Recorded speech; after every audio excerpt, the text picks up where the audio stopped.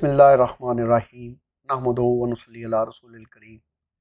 میں ڈاکٹر بابر نسیم آسی اور آج کی اس ویڈیو کا موضوع ہے حضرت نظام الدین اولیاء علیہ رحمت اور حضرت امیر خسرو کے درمیان محبت کا تعلق۔ امیر خسرو پٹیالی میں پیدا ہوئے۔ ان کے والد امیر سیف الدین محمود حضرت نظام الدین اولیاء کے مرید تھے۔ خسرو بچپن سے ہی شعر کہتے تھے۔ 8 سال کے تھے تو ان کے والد انہیں لے کر خواجہ نظام الدین اولیاء کی درگاہ پہ گئے۔ خواجہ نظام الدین اولیاء کی تربیت حضرت بابا فرید الدین مسعود گنج شکر کے ہاتھوں ہوئی تھی، اور یہ ان کی بارگاہ سے بابا فرید الدین مسعود گنج شکر کی درگاہ سے فیض یافتہ تھے۔ امیر سیف الدین محمود اپنے کم سن بچے کو لے کر حضرت نظام الدین اولیاء کی خدمت میں پہنچے تو درگاہ کی سیڑھیوں پہ امیر خسرو نے اپنے والد سے پوچھا کہ آپ مجھے یہاں کیوں لے کے آئے ہیں؟ انہوں نے کہا کہ میں تمہیں حضرت نظام الدین اولیاء کا مرید کروانے کے لیے لایا ہوں۔ تو اس کم سن خسرو نے جواب دیا کہ مرید ہونا میرا ذاتی فعل ہے، اس میں آپ کیوں مجھے زبردستی مرید کروانے کے لیے لائے؟ تو انہوں نے کہا ٹھیک ہے، پھر تم یہاں درگاہ کی سیڑھیوں پہ بیٹھو اور میں اپنے مرشد کے پاس جا رہا ہوں۔ 8 سال کے خسرو وہاں سیڑھیوں پہ بیٹھ گئے اور انہوں نے فی البدیہہ یہ اشعار کہے کہ تو ان شاہی کے بعد ایوان حضرت، کہ تو وہ بادشاہ ہے کہ تیرے محل کی چھت پر کبوتر گر نشینت باز گردد، اگر کبوتر آ کے بیٹھے گا تو شہباز بن جائے گا۔ غریب مستمندے بردر آمد، ایک غریب، ایک مسافر، ایک درد مند آپ کے در پہ آیا ہے۔ بیاید اندروں یا باز گردد، وہ اندر آ جائے یا واپس چلا جائے۔ اور دل ہی دل میں کہا کہ اگر ان اشعار کا خواجہ نظام الدین اولیاء کی درگاہ سے، خواجہ صاحب کی زبان مبارک سے جواب آیا تو میں اندر چلا جاؤں گا اور مرید ہو جاؤں گا۔ دل ہی دل میں یہ اشعار کہے تھے کہ تھوڑی دیر کے بعد خواجہ صاحب نے اپنے خادم خاص اقبال کو بلایا اور کہا باہر ایک ترک بچہ بیٹھا ہے، اس کے سامنے جا کر یہ اشعار پڑھو۔ یہ خسرو کے اشعار کے جواب میں یہ کہے کہ بے آید اندروں مرد حقیقت، کہ جو حقیقت کو جاننے والا شخص ہے وہ اندر آ جائے، کہ باما یک نفس ہمراز گردد، کہ ایک لمحے کے لیے وہ ہمارا ہمراز بن جائے، حقیقت کو جاننے والا۔ اگر ابلے بود ان مرد ناداں، اور اگر وہ مرد ناداں جو ہے بیوقوف ہے تو ازن راہی کے آمد باز گردد، اسے کہہ دو کہ وہ جس راستے سے آیا اسی راستے سے واپس چلا جائے۔ یہ سننا تھا کہ خسرو اٹھے اور آ کر حضرت نظام الدین اولیاء کے قدموں میں اپنا سر رکھ دیا، اور اس کے بعد پھر اس بارگاہ فیض رساں سے اپنا سر نہیں اٹھایا۔ ساری زندگی اپنی موت تک، اپنی وفات تک حضرت نظام الدین اولیاء کے گن گاتے رہے اور انہی کے دربار سے وابستہ رہے۔ بہت بڑے شاعر تھے، 99 کے قریب ان کی کتابوں کی تصنیفات ملتی ہیں۔ شاعری میں 5 دیوان غزلیات کے، اس کے علاوہ مثنویاں 10 امیر خسرو نے لکھی۔ 7 بادشاہوں کے ساتھ وہ رہے، انہوں نے دور دیکھے، اور لیکن جب بادشاہ سے انعام و اکرام ملتا تھا، ان کی ایک مثنوی 9 سپہر پر بادشاہ نے ہاتھی کے برابر تول کر ان کو سکے دیے، لیکن جو انعام ملتا تھا وہ حضرت نظام الدین اولیاء کی خدمت میں لے کے آتے تھے، انہیں پیش کرتے تھے، اور حضرت نظام الدین اولیاء علیہ رحمت یہ فرماتے تھے کہ شام سے پہلے تک یہ غرباء اور مساکین میں تقسیم کر دو۔ امیر خسرو 7 بادشاہوں کے دربار سے وابستہ رہے، لیکن حضرت نظام الدین اولیاء نے ان بادشاہوں کی بار بار درخواست کے باوجود کسی بادشاہ کو یہ اجازت نہ دی کہ وہ ان کے در دولت پہ حاضر ہو۔ سلطان جلال الدین خلجی نے ایک دفعہ امیر خسرو کو اتنا مجبور کیا کہ خسرو نے ان سے وعدہ کر لیا کہ وہ بغیر بتائے انہیں حضرت نظام الدین اولیاء کی خدمت میں لے جائیں گے، لیکن عین وقت پر خسرو گھبرا گئے کہ میں بادشاہ کو ناراض کر سکتا ہوں لیکن حضرت نظام الدین اولیاء کی ناراضگی کا خطرہ مول نہیں لے سکتا، کہ اگر خواجہ صاحب ناراض ہو گئے تو دنیا میں بھی رسوا ہو جاؤں گا اور آخرت میں بھی رسوا ہو جاؤں گا۔ این وقت پہ خواجہ صاحب کو پیغام بھجوا دیا، اور خواجہ صاحب نے بادشاہ کو پیغام بھیجا کہ ہماری درگاہ کے 2 دروازے ہیں، تم ایک دروازے سے داخل ہوگے، ہم دوسرے سے باہر نکل جائیں گے۔ خسرو دنیا دار آدمی تھے، لیکن کسی چیز کو اپنے مرشد سے بڑھ کر عزیز نہیں سمجھتے تھے۔ ایک دفعہ بادشاہ کے ساتھ کسی مہم پر گئے ہوئے تھے، تو خواجہ صاحب کے پاس کچھ درویش آ گئے۔ انہوں نے ان سے تقاضا کیا، خواجہ صاحب نے فرمایا کہ کوئی فتوح آئی تو تمہیں پیش کر دیں گے۔ وہ 2-3 دن رہے، اتفاق یہ تھا کہ کوئی فتوح نہیں آئی۔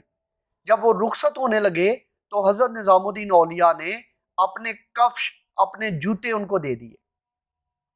انہوں نے وہ لیے اور وہ تھوڑا مذاق کرتے ہوئے، ٹھٹھا اڑاتے ہوئے چلتے گئے کہ بڑا سنا تھا ان کا شہرہ کہ جب ان کے پاس کوئی آتا ہے تو اسے یہ انعام دیتے ہیں، دیکھو ہمیں کیا ملا ہے۔ ایک جگہ قیام کیا رات کو، تو بادشاہ کا لشکر واپس آ رہا تھا اور اس لشکر میں امیر خسرو موجود تھے۔ وہ لشکر نے قیام کیا تو امیر خسرو نے کہا کہ بوئے یارمی آئے، محبوب کی خوشبو آ رہی ہے، اور تلاش میں چل نکلے۔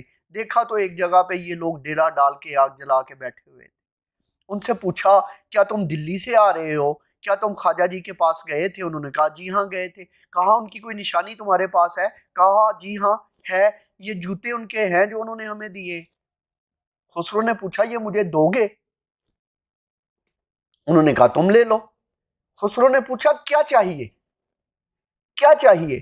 انہوں نے کہا جو بھی دینا دے دو۔ خسرو نے اپنے 7 اونٹ جو مال و اسباب سے لدے ہوئے تھے، اور کہتے ہیں کہ 5 لاکھ سکے تھے ان کے پاس، وہ سارے ان کو دے دیے، اور کہا اگر مزید چاہیے تو میرے ساتھ چلو۔ انہوں نے اس خیال سے کہ پتہ نہیں ابھی یہ اپنے حواس میں نہیں ہے، وہاں جا کر اسے ہوش آئے اور یہ ہم سے یہ بھی چھین لے، انہوں نے کہا نہیں نہیں یہ کافی ہے۔ وہ لے کر چلتے بنے۔ خسرو نے وہ جوتے اپنے سر پر رکھے اور اپنے مرشد کی خدمت میں پہنچے۔ حضرت نظام الدین اولیاء نے دیکھا تو مسکرائے اور فرمایا کہ خسرو سستے ہی لے آئے ہو۔ کہا حضور وہ ان جوتوں کی قیمت سے ناواقف تھے، خدا کی قسم اگر وہ میری جان بھی مانگتے تو میں حاضر کر دیتا۔ امیر خسرو کی حضرت نظام الدین اولیاء سے محبت کا یہ عالم تھا، اور خواجہ صاحب اتنی شفقت فرماتے تھے کہ وہ بات جو ان کے قریبی مرید، دیندار مرید، حضرت نصیر الدین محمود چراغ دہلی خواجہ صاحب کے خلفاء میں سب سے مشہور خلیفہ ہے، لیکن کہتے ہیں کہ جب حضرت نصیر الدین چراغ دہلی نے کوئی گزارش کرنی ہوتی تھی تو خسرو کے ذریعے کہلواتے تھے خواجہ صاحب سے، کہ خواجہ صاحب فرماتے تھے کہ میں بعض اوقات سب سے تنگ آ جاتا ہوں، حتیٰ کہ خود سے بھی تنگ آ جاتا ہوں، لیکن اس ترک سے تنگ نہیں آتا۔ وہ ترک کو عزیز رکھتے تھے اور فرماتے تھے کہ اگر کسی قبر میں 2 مردوں کا دفن کرنا جائز ہوتا تو میں وصیت کرتا کہ ترک کو میرے ساتھ دفن کیا جائے، اور یہ وصیت فرمائی کہ ترک کو میری پائنتی میں دفن کیا جائے، میرے پہلو میں دفن کیا جائے۔ اور امیر خسرو کی جو شاعری ہے اس میں ہم دیکھیں تو رنگ جو مجازی رنگ ہے شاعری میں، وہ حضرت نظام الدین اولیاء کی شان میں انہوں نے کہا ہوا ہے۔ اے چہرہ زیبائے تو رشکے بتانے آزری، ہر چند وصفت می کنم در حسن زن زیبا تری، ہرگز نہیں آید در نظر نقشی ز رویت خوب تر، شمسی ندانم یا کمر ہوری ندانم یا پری، آفاق ہا گردی دیہم مہرے بتاں ورزی دیہم بسیار خوباں دی دیہم، اما تو چیزیں دیگری من تو شدم تو من شدی، من تن شدم تو جان شدی، تا کس نہ گوید بعد از این من دیگرم تو دیگری، خسرو غریب است و گدا افتاده در شہر شما، باشد کہ از بہر خدا سوئے غریبا بنگری۔ یا اگر ہم ان کی وہ مشہور زمانہ غزل دیکھیں کہ